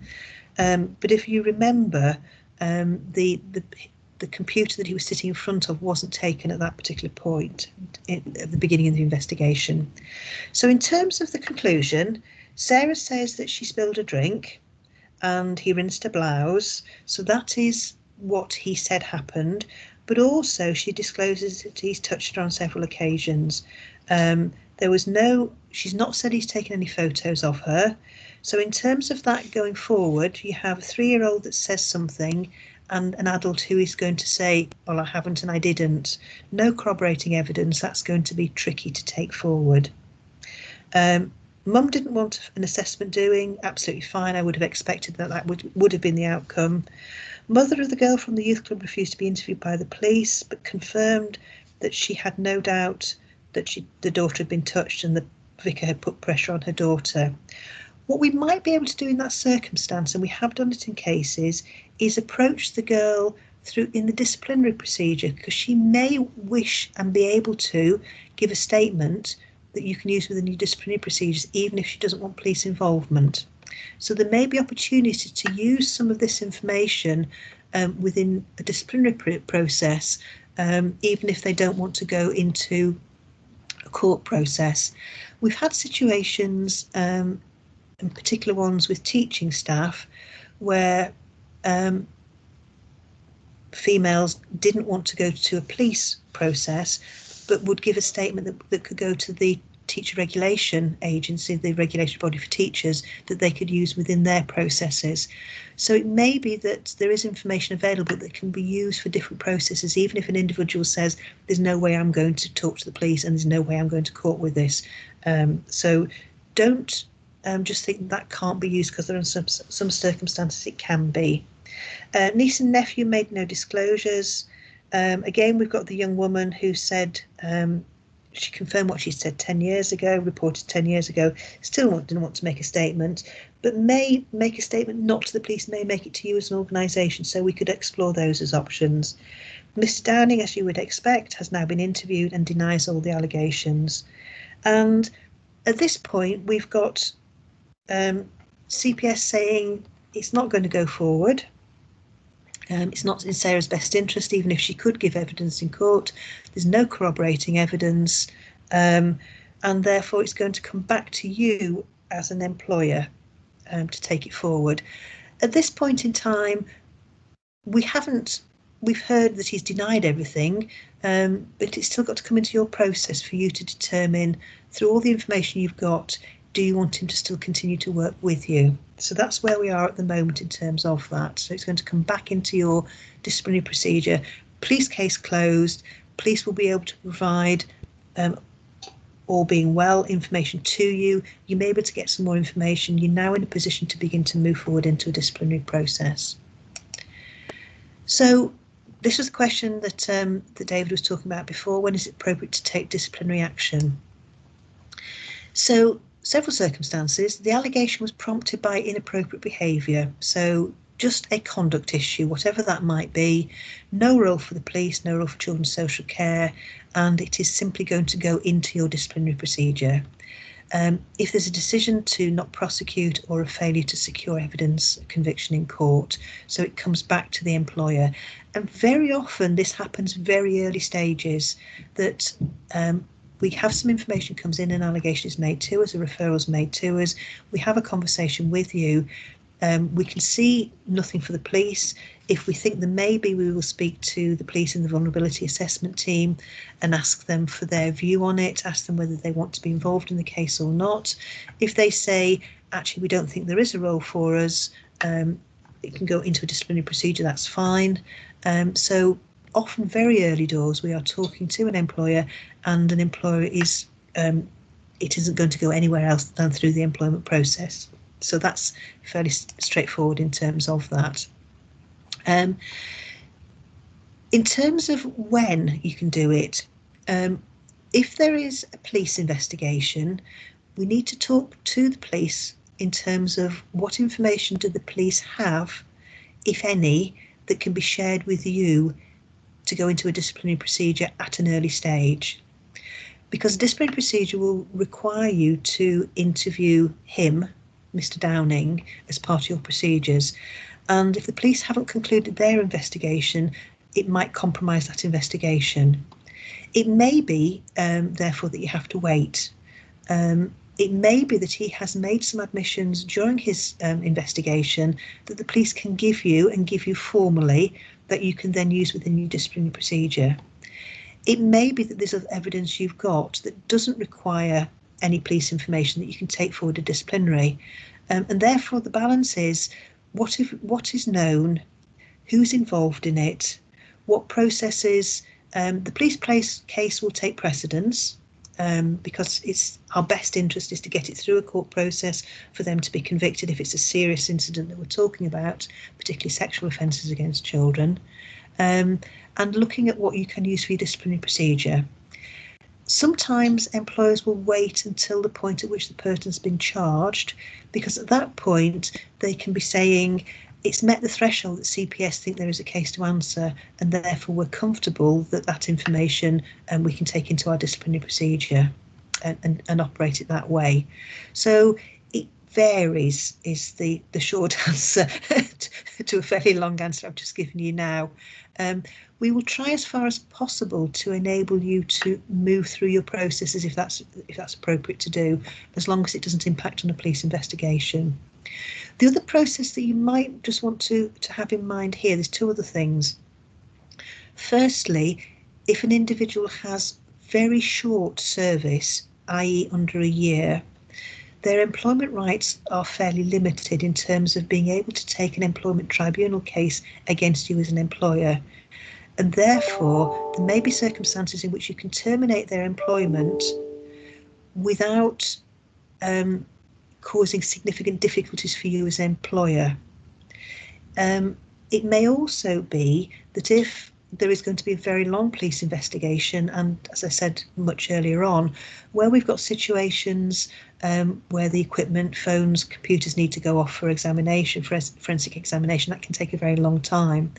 And in some circumstances, employers have been able to argue that they cannot keep the job open for that length of time, and therefore the dismissal that they do is called frustration of contract, effectively, that you can't fulfil your contract because you can't come to work. So if an individual has been arrested and has bail conditions imposed on them, applied to them, that say, for example, you can't work with any child under the age of 16 unsupervised, that just may mean they can't work. And in some circumstances, employers have taken that forward for an opportunity to dismiss. I think if you're going to do any of those things, then clearly I would strongly be advising you take HR and legal advice to make sure you're not exposing yourself to other risks. But certainly there are a good number of cases that go forward that an employer can dismiss somebody before the police process is concluded. But what we need to be absolutely careful about and cautious about is that we don't impact on the police's ability to get it into court and get it convicted if that's appropriate for it to do. Okay. Just thinking about disciplinary procedures at this point, because before we need to use them, we need to make sure they're fit for purpose. Just needing to have a think about, you as an employer, how comfortable you would be interviewing Sarah if you had to do so, and how you might go about that, because there may be circumstances where children haven't been interviewed that they need to be interviewed, so it's thinking about those things. Most organisations have management committees, governing bodies, etc. So you'll have a process in terms of who can investigate, who can hear a disciplinary case, and who can hear an appeal. Some of our smaller settings, thinking about some of our smaller nurseries where you perhaps have an owner manager and no committee, if the allegations against the manager, there is nobody to hear a disciplinary case, nobody to hear an appeal, and nobody sort of to investigate. So we need to be thinking about, are our disciplinary procedures fit for purpose? Have we got a process whereby we can have an investigating officer? Have we got a process whereby we can have a hearing and a group of individuals who can hear a case and a separate group of individuals who can hear an appeal? And if that's going to be a problem for us, it's worth trying to resolve that before you need it. David talked about gross misconduct. You will have in your disciplinary procedures definitions of gross misconduct. Very often they are taken from the ACAS procedures, and therefore they're talking much more about a usual workplace rather than things about children. And therefore it's helpful, if you can, to have things defined as gross misconduct that we would have concerns about. So, you know, possession of indecent images of children or other things that are connected to offences against children that you could define as gross misconduct, so that people are clear if they behave in that way that it would be deemed to be gross misconduct. Because a defence could be, it's likely in a sexual case, I didn't know I couldn't do that, and therefore it can't be gross misconduct because you didn't tell me, I would be dismissed for that. So just have a think about whether your gross misconduct definitions are helpful in terms of child protection processes and safeguarding processes. When we're in these situations, HR legal advice is important. These are employment processes, they are dismissal processes potentially.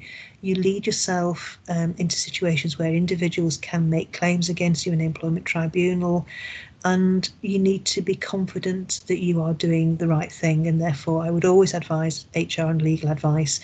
If you've got an HR advisor and you want to bring them to the meetings, that's absolutely fine as well. We recognise that these things are not your day jobs and are often difficult when they arise, and happy for you to get additional support as appropriate. Now, we've talked so far about disciplinary procedures and all those kind of things which fit for people that you employ. We also just need to have a think of those of you who have volunteers. because you need to have something that is as robust as possible, as practical, even if it isn't a formal disciplinary procedure, because disciplinary procedures can only apply in the formal sense to people you employ, because you have an employment relationship, and part of that relationship is the disciplinary procedures that sit within that. If you've got a volunteer, you've still got to have something that determines that you don't want them to volunteer, that they have, that it is put to them, that they have a right to respond, and you make a decision on that basis. Because again, we have the risk of volunteers disappearing and stopping volunteering and tipping up somewhere else. And there are circumstances when volunteers are not suitable to work with children, and we need to make referrals for them, and we need to stop them working with children. And if we get references for volunteers and passing on, references for volunteers, if there are concerns about them, we need to be accurate and honest. And some of that we have difficulty doing if it's not fitted into a process. And you can't have a disciplinary process in the true sense of the word, but you need to have some process that a person knows what their allegation is and has a right to respond to that, and you make a determination about their suitability to continue volunteering. So volunteers are sometimes slightly more complicated than employees because the process doesn't exist. Thinking about, just for a moment, those of you who have supply staff, clearly the relationship is with the supply agency, and you'll need to work with the agency in terms of how those things are taken forward and who will take that case and those investigations, etc. forward. Okay. Once we've concluded all the process, we will look at the allegation and determine an outcome. At the moment, the case hasn't been put to him and we haven't heard his voice through a disciplinary process, and so we will be looking at this slightly later in the process. However, what we'll be looking at is the sufficient evidence to prove the allegation. Is there insufficient evidence to prove or disprove? So one says A happened, or the person says B happened, no corroborating evidence. Unfounded is no evidence to support the allegation being made. False sufficient evidence to disprove, or malicious evidence to disprove and a deliberate act to deceive. We have very few malicious allegations. It is unusual for somebody to deliberately set out to deceive. Sometimes people are inaccurate in terms of what they record or what they report, and the concerns aren't true, aren't substantiated, but malicious is quite uncommon. And if that is the case, we need to understand why. Why has somebody set out to deliberately deceive and cause harm effectively to an individual by their allegation? And we need to understand why that might be the case for that particular child. Okay. At this stage,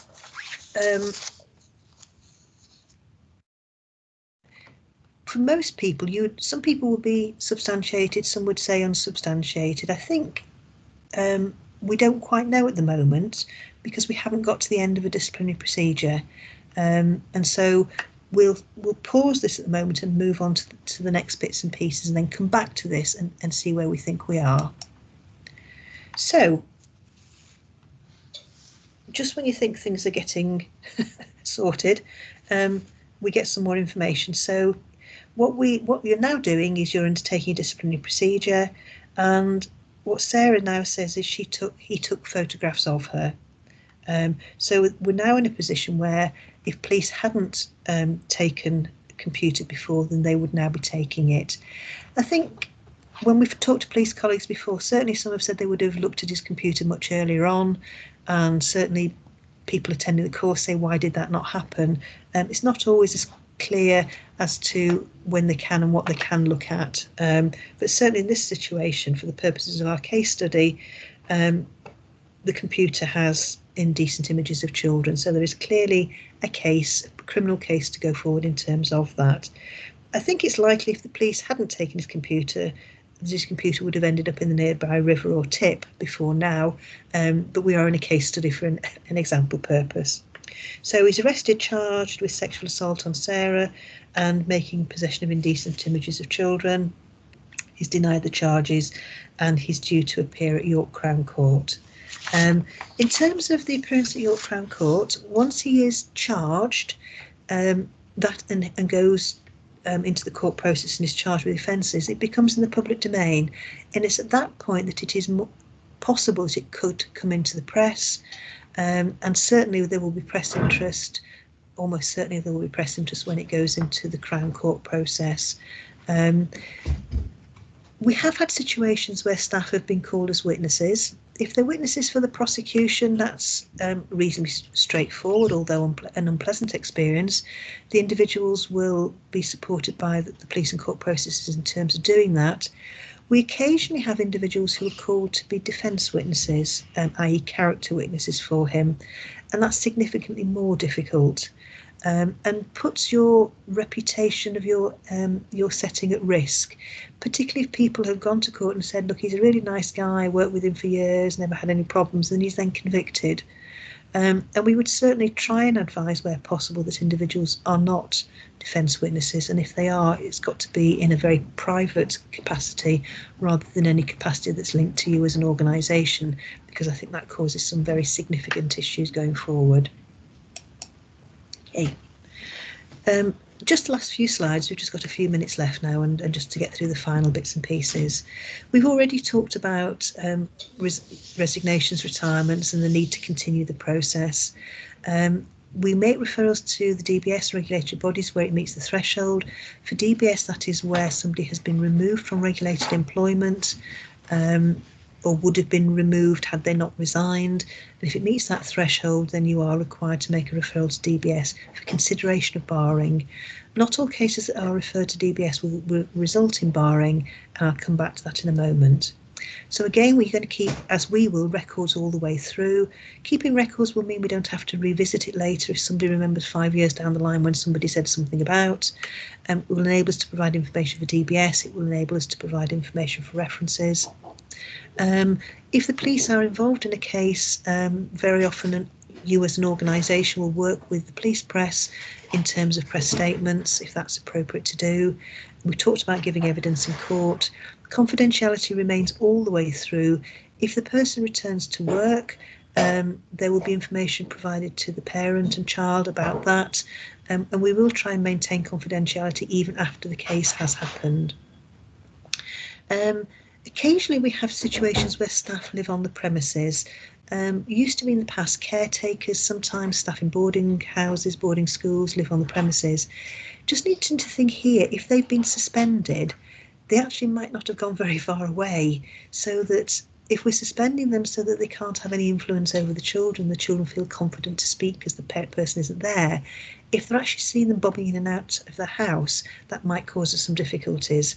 But if the person has nowhere else to live, that is also going to cause difficulties. So some of those things we'll just have to unpick. It is obvious that parents and the community will have a view before, during and after any cases, particularly if they're court cases, and we need to help manage that, particularly if that is going to have an impact on, let's say, a nursery setting that we have here, and the impact on the viability of that going forward. And, you know, parents, community may have a view that's not entirely accurate, and there may be a process by which we need to clarify some of those things going forward. Part of the retention of information on the personnel file is for references. Handling the aftermath, all I want to say here is if the individual returns to work, that is going to be very difficult for them and other people. It might be appropriate they return to work with a final written warning, for example, because they have done something they shouldn't have done, but not so significant that they need to be dismissed. And that will be difficult for the person coming back. It will be difficult for the child. It will be difficult for colleagues. Handling the aftermath when somebody has been dismissed and or convicted in court is also going to be very difficult.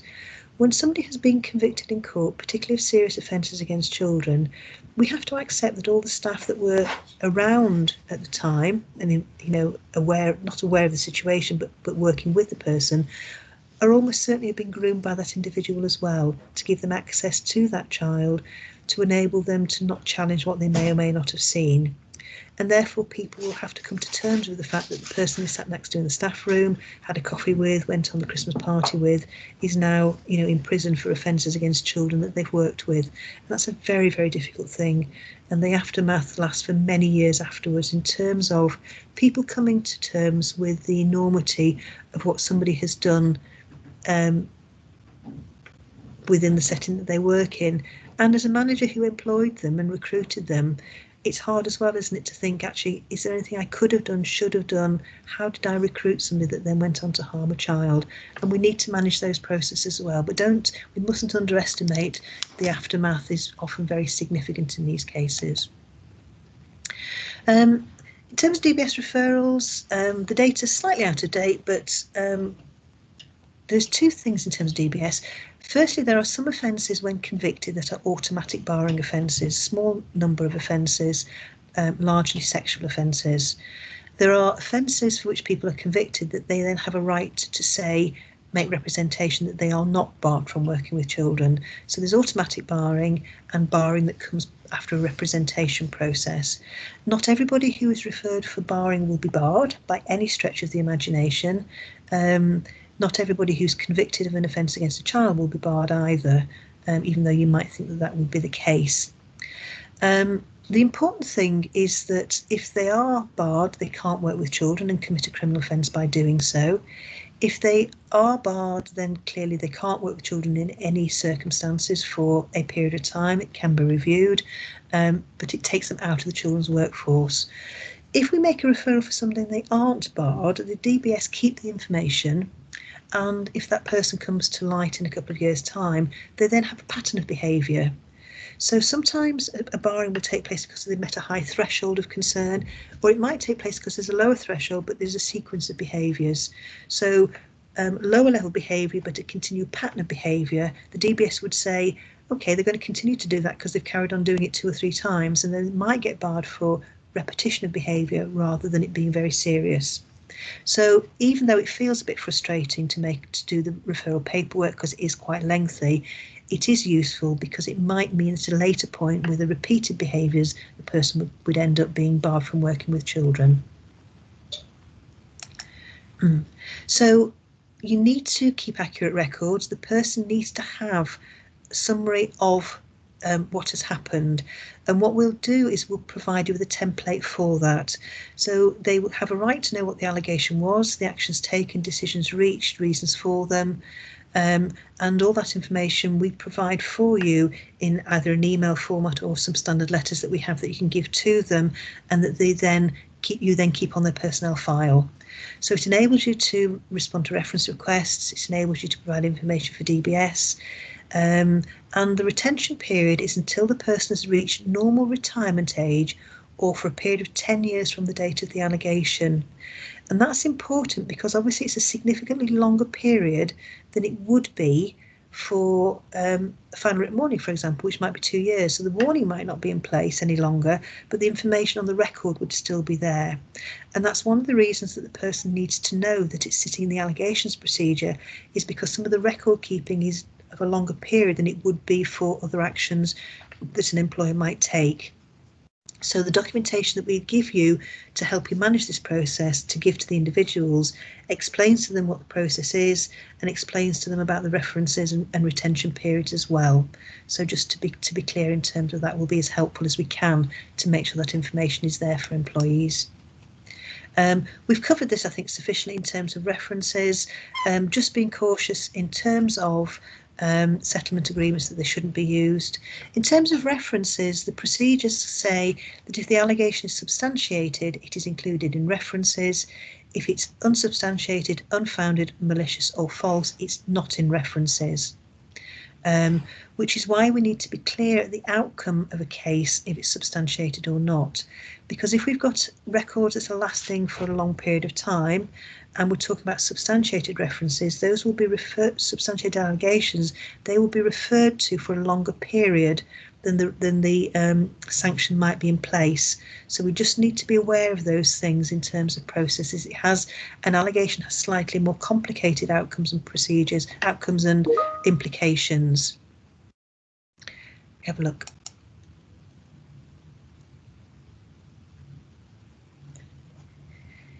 Yes, I mean, the whole thing about volunteers is complicated. Your retention period, that's the minimum. I think if you've got individuals who are continuing to work post-retirement, then I think that would be acceptable. But if that is the case, Jonathan, then let's take some advice on individual cases as they come up, if that's okay.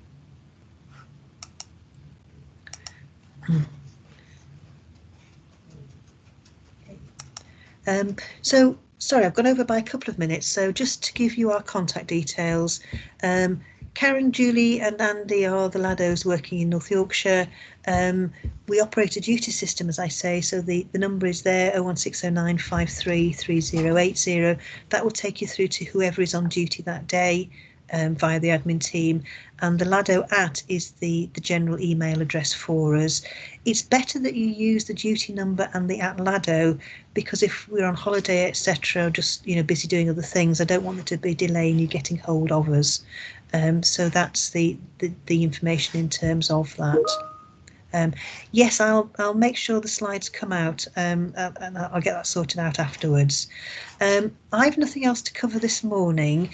I appreciate that doing a case study in this way is slightly difficult, but hopefully running it through as we have done has given you some ideas and some indicators of that. So I hope that's been useful to you.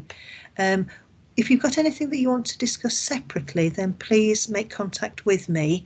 And I'm susan.crawford@northyorks.gov.uk. We're genuinely very, very happy to talk to people about concerns, because I think, this is my day job, and therefore, we've collectively lots of experience in terms of what fits, what doesn't fit, how we need to go forward, who we need to talk to.